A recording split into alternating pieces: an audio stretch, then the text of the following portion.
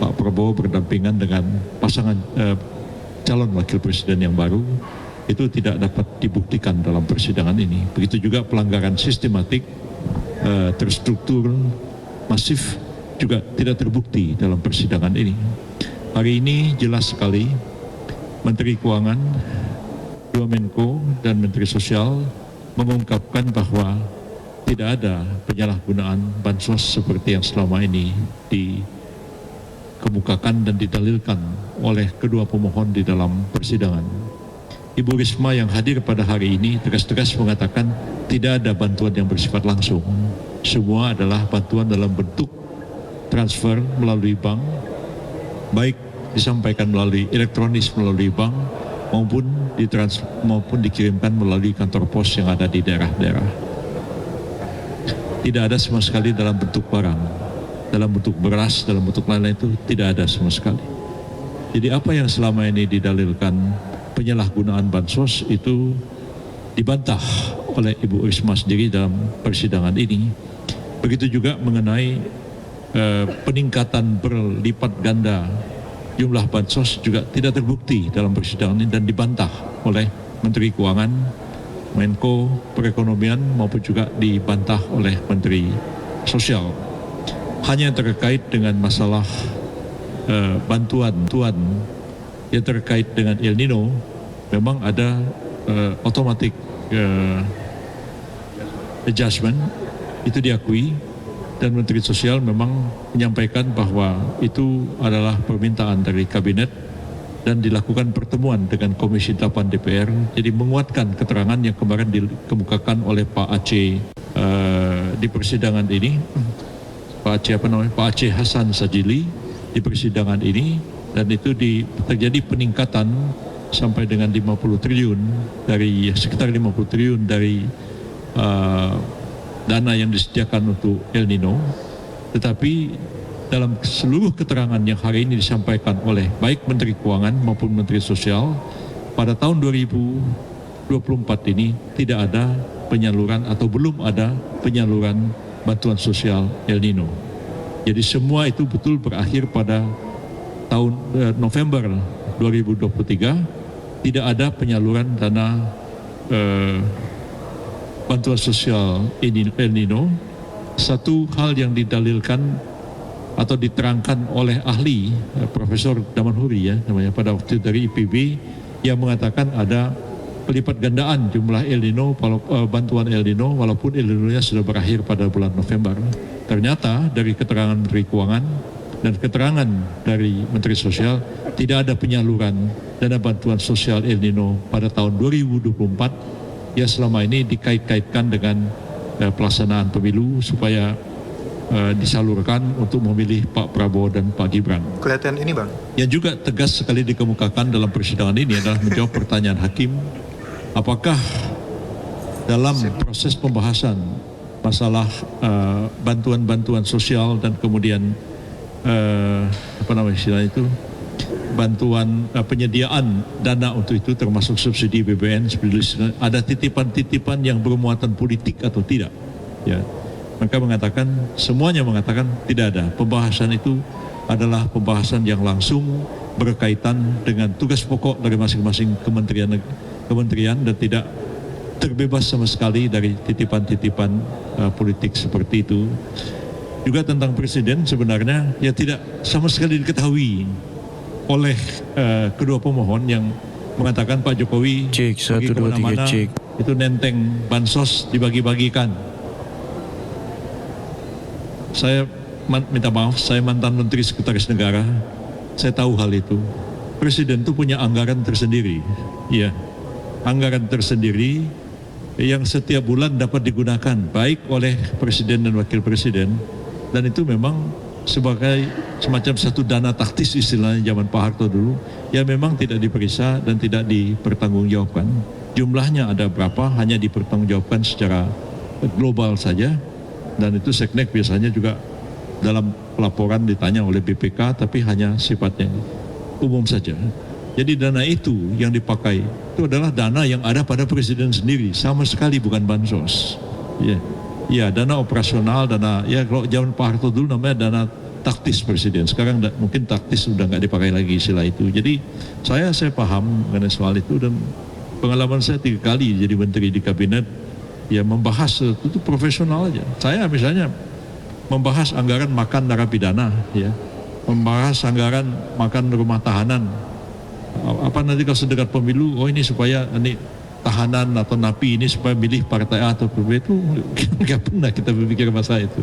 Ya kita bicara kerja profesional aja. Jadi lebih banyak rumors, lebih banyak dugaan-dugaan yang diungkapkan dalam permohonan tapi sama sekali gagal untuk dibuktikan, dan seluruhnya dibantah oleh pihak yang punya otoritas untuk melakukan itu. Kesimpulan saya adalah bahwa walaupun sidang ini belum berakhir, nanti tanggal 16 sore tidak ada sidang lagi, tapi kami menyerahkan kesimpulan, dan insya Allah keputusan akan dibacakan pada tanggal 22 April yang akan datang, dan tidak satupun apa yang didalilkan itu terbukti dalam persidangan. Dan keyakinan kami bulat semua, sekira semuanya ini, bahwa majelis hakim akan menolak kedua permohonan yang diajukan oleh pemohon dalam persidangan ini. Demikian keterangan saya. Pak Oto, silakan. Teman-teman wartawan, jadi seperti yang disampaikan tadi, bahwa inilah sidang terakhir mengenai soal bukti-bukti dan sebagainya. Kita tinggal tunggu putusan, tapi di antara putusan kami diperkenalkan untuk masukkan kesimpulan pada tanggal 16 April jam 4 sore. Setelah itu tinggal kita menunggu putusan. Kehadiran 4 menteri tadi ditambah 1 DKPP telah membuktikan bahwa memang dalil dari pemohon itu sungguh-sungguh tidak terbukti. Kenapa? Dalil mereka pertama mengatakan DKPP itu tidak independen. Tadi sudah ditanyakan kepada semua ketua DKPP, mereka mengatakan tidak pernah ada soal itu. Bahkan tidak pernah ada laporan tentang independensi daripada penyelenggara dari mereka tentang itu. Jadi dari penyelenggara pemilu tidak ada laporan kepada DKPP. Itu satu. Jadi mengenai tuduhan independensi bahwa tidak independen itu tidak terbukti. Kedua, dituduhkan bahwa ada intervensi kekuasaan kepada pihak-pihak menteri dan juga DKPP. Itu tadi jelas sudah dibantah dan sudah dijelaskan tidak ada sama sekali intervensi dari pihak manapun, baik kepada Ibu Risma, Ibu Sri Mulyani, baik juga kepada Pak Erlangga maupun kepada Muhajir, itu sama sekali tidak terbukti. Sudah jelas ya. 2. Ketiga, tuduhan kepada Bapak Jokowi, Presiden Republik Indonesia, yang cawe-cawe dan kemudian juga yang turun ke lapangan untuk membagikan bansos juga sudah terbantahkan tadi, dijelaskan oleh 2 Menko dan 2 Menteri. Penjelasannya begini, Pak Jokowi memang bukan hanya tahun ini aja, dari dulu juga itulah ciri khas kerjanya karena dia suka kerja, dan beliau ingin memastikan bahwa semua program kerja dan keputusan sudah diambil, kebijakan sudah dibuat, itu harus terdeliver istilahnya, ya, bahwa itu sudah betul-betul sampai terlaksana oleh para bawahan-bawahannya.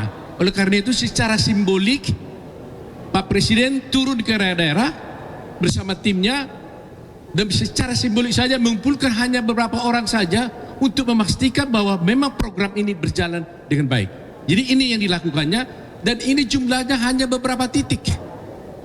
Sehingga para menteri menjelaskan tadi, mana mungkin hanya dengan satu pertemuan mungkin paling banyak 1.000 orang yang hadir, dan mungkin hanya beberapa titik di beberapa daerah, paling banyak dia bilang 800.000 orang. Apa mungkin bertemu dengan 800.000 orang, lantas dengan demikian terpengaruhlah seluruh Indonesia yang jumlahnya 100, yang jumlah pemilihnya hampir 150 atau 160 juta pemilih. Jadi itu tidak masuk akal. Jadi dibantah tegas oleh 2 Menko dan 2 Menteri. Jadi dalil itu sudah terpatahkan semuanya. Nah, kalau soal bansos tadi Pak Rizul sudah jelaskan bahwa itu sudah jelas. Saya nggak ulangi lagi. Soal PJ juga sudah terbantahkan. Jadi berarti tuduhan yang mereka lakukan, ya, sudah jelas-jelas sudah tidak terbukti. Ketiga, yang terakhir yang dari DKPP juga menjelaskan mengenai perkara yang di DKPP yang memberikan sanksi kode etik, sanksi etik kepada Ketua KPU. Tegas tadi Ketua DKPP mengatakan kami hanya memberikan sanksi etik kepada Ketua KPU dan anggota-anggotanya, tetapi kami tidak punya kewenangan dan tidak pernah membatalkan pencalonan Gibran sebagai calon wakil presiden. Nah ini, jadi supaya clear kita ya. Jadi putusan etik itu tidak ada kaitannya dengan pencalonan Gibran sebagai wakil presiden. Dari itu semua saya kira seperti saya katakan kemarin, bahwa kalau dihadirkan para menteri ini justru akan memperkuat posisi kami 02 dan akan melemahkan posisi mereka, dan itu telah terbukti hari ini.